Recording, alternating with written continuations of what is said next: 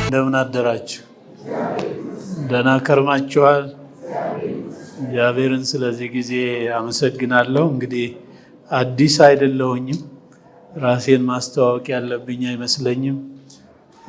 ዛሬ ደግሞ ከእናንተ ጋራ የኢትዮጵያ ወንጌል አማኞች አብያተ ክርስቲያናት ካውንስል ያለውን ልደትን አብረን እንድናመልክ አብረን እንድንሆን እድልን መንገዱን ስለሰጣችሁ ስላመቻቻችሁ አስቀድሜ አመሰግናለሁ። ጌታ ይባርካችሁ። እንደዚሁም ከዚህ ጊዜ በኋላ ባለው በኢትዮጵያ በእኛ ኢቫንጀሊካል ቲቪ ይተላለፋል እና መከታተል ትችላላችሁ። የዛሬ ብቻ ሳይሆን ሮብም እንደዚሁ ይሄው ፕሮግራም ይተላለፋል።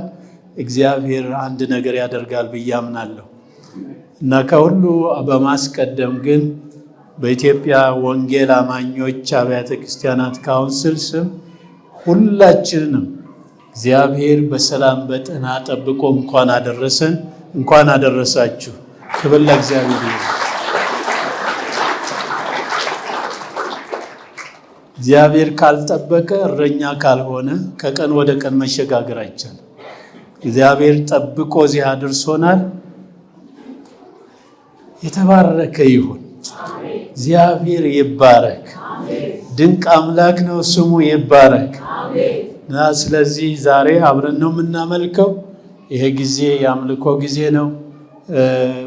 ሌሎቹ መሪዎች በተለያየ አብያተ ክርስቲያናት ተሰራይተው እያመለኩ እያገለገሉ ነው ያሉት። አሁን ግን ዛሬ በዚህ ቦታ ላይ ጥቂቶቻችን ወክለን እዚህ ተገኝተናል። ዶክተር ስምዖን የኢትዮጵያ ቃለ ሕይወት ቤተክርስቲያን ዋና ጸሐፊ ነው የሚባለው፣ ዋና ጸሐፊ ናቸው። በቃልም በኋላ ያገለግሉናል። እንኳን ደህና መጡ ለማለት እወዳለሁ። የኢትዮጵያ ቃለ ሕይወት ቤተክርስቲያን እንደዚሁም ፓስተር ታምራት ከኢትዮጵያ ገነት ቤተክርስቲያን የኢትዮጵያ ገነት ቤተክርስቲያን ፕሬዝዳንት ናቸው። እሳቸውንም እንኳን ደህና መጡ ፓስተር።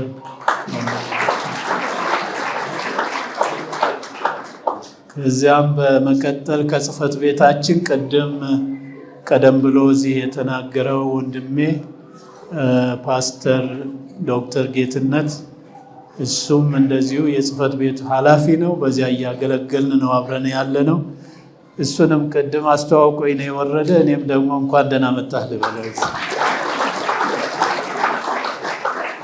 እንደዚሁም ከጽህፈት ቤታችን የውጭ ግንኙነት መምሪያ ኃላፊ ፓስተር አሸብር በዚህ አለ።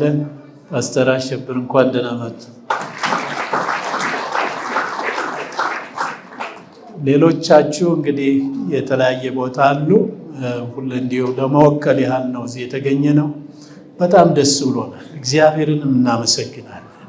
ጌታን ከማምለክ የበለጠ ምን አለ? ሁሉ ነገራችን በአምልኮ የተያዘ ነውና ዛሬ ደግሞ በዚህ መልክ እያመለክን በመሆኑ ደስ ይለኛል። ይህችን ቤተክርስቲያን ብዙ ጊዜ ቀደም ሲል ድሮ በነበረው ተደጋግሜ መጥቼ እንዳገለገልኩ አስታውሳለሁ።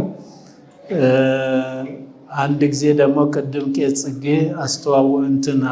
አስታወሰችኝ። ይሄ ከሆነ በኋላ አንዴ መጥቻለሁ። 10ኛ ዓመት ነው። በዓል ስታከብሩ ምን ሽልማት እንደሰጣችሁኝ አላስታውሱም፣ ግን ሰጣችሁኛል እና እግዚአብሔር ይባረክ። ቄስ ጽጌንም እናመሰግናለን። የሲኖዶሳችን ፕሬዝዳንት ናት። እንግዲህ እግዚአብሔር ሲኖዶስንም ቤተክርስቲያንንም በተለያየ መልክ በካውንስሉ እያገለገለችን ያለች እህት ስለሆነች ደስ ይለኛል። አንድ ቃል እኔም ለአንብብና ቅድም የተነበበው ጠዋት ላይ ሰሞኑን ወደፊት ልሰብክበት አንድ ቦታ እየተዘጋጀው ያለው ቃል ነው። ቅድም የተነበበው ትንቢተ ኢሳይያስ እንደምታውቁት 66 ምዕራፎች የያዘ ነው። ብዙ የመጽሐፍ ቅዱስ ሊቃውንት ብሉይ ኪዳንንም አዲስ ኪዳንንም ይወክላል ይላል።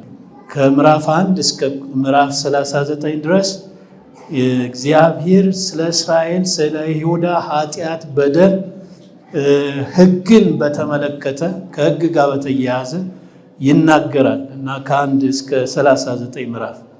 ብሉይ ኪዳን ደግሞ ስንት መጽሐፍ ነው ያለው? 39። ስለዚህ 39 ምዕራፍ ኢሳይያስ አለው፣ 39 ደግሞ ብሉይ ኪዳን መጽሐፍትን ይዞ ከ40 ጀምሮ ግን ተጽናኑ ሕዝቤን አጽናኑ ነው የሚል ወንጌል ነው፣ የምስራች ነው። ንጉሱ ይመጣል ነው የሚለው። ስለዚህ እሱን ደግሞ ብትቆጥሩት ከ40 ጀምራችሁ 27 ነው አዲስ ኪዳን መጽሐፍት ማለት ነው። እና አዲስ ኪዳንንም ብሉይ ኪዳንንም የያዘ አድርገው ይናገራሉ። እዚያ ውስጥ ለመግባት ሳይሆን ዋናውን ለማንበብ የፈለኩት ቁጥር 9 እና 10 ላይ የምስራች የምትነግሪ ጽዮን ሆይ ከፍ ወዳለው ተራራ ውጪ፣ የምስራች የምትነግሪ ኢየሩሳሌም ሆይ ድምፅሽን በኃይል አንሺ። ከፍ ወዳለው ተራራ ውጪ ድምፅሽንም በኃይል አንሺ ይልና አትፍሪ፣ ለይሁዳም ከተሞች እነሆ አምላካችሁ ብለሽ ንገሪ። እነሆ ጌታ እግዚአብሔር እንደ ኃያል ይመጣል፣ ክንዱም ስለ እርሱ ይገዛል። እነሆ ዋጋው ከእርሱ ጋር ደመወዙም በፊቱ ነው። መንጋውን እንደ እረኛ ያሰማራል፣ ጠቦቶችን በክንዱ ሰብስቦ በብብቱ ይሸከማል፣ የሚያጠቡትንም በቀስታ ይመራል ይልና እያለ ይናገራል። ግን ዋናው ድምፅሽን ከፍ አድርገሽ ተናገሪ። ምን ብለሽ ተናገሪ? እነሆ አምላካችሁ ብለሽ ተናገሪ። አዳኙ እነሆ ብለሽ ተናገሪ። ፍቅር የተሞላው አምላክ ይሄ ነው ብለሽ ተናገሪ። ሩህሩህ የሆነውን ኢየሱስን ተናገሪ። አትፍሪ፣ ዝም አትበይ ነው የሚል። እነሆ አምላካችሁ ያኔ እንደመጣ ከ700 ዓመት በፊት ነቢዩ ኢሳይያስ ተናግሮ ኢየሱስ ክርስቶስ በበረት የዛሬ 2018 ዓመት እንደተወለደ ሁሉ ኢየሱስ ክርስቶስ ዳግም በክብር ይመጣል። በክብር ይመጣል። ዋጋው በእጁ ነው። በክብር ይመጣል። አምላካችን እንደዚህ ነው። ክብር እግዚአብሔር ይባረክ። ይመጣል። ምክንያቱም ያኔ ነቢዩ የተናገረው ከተፈጸመ አሁንም ኢየሱስ ይመጣል፣ ይፈጸማል። የድል ጊዜ በአብ ቀኝ የምንቆምበት ዘመን ይመጣል። ስለዚህ እግዚአብሔር የተባረከ ይሁን። በዓሉ የደስታ የሰላም ደስታ በዓል ይሆንላችሁ። እግዚአብሔርን የምታመልኩበት በዓል ይሆንላችሁ። ክብሩን የምትገልጡበት በዓል ይሆንላችሁ። የምታመሰግኑበት በዓል ይሆንላችሁ። እግዚአብሔር ይባረክ።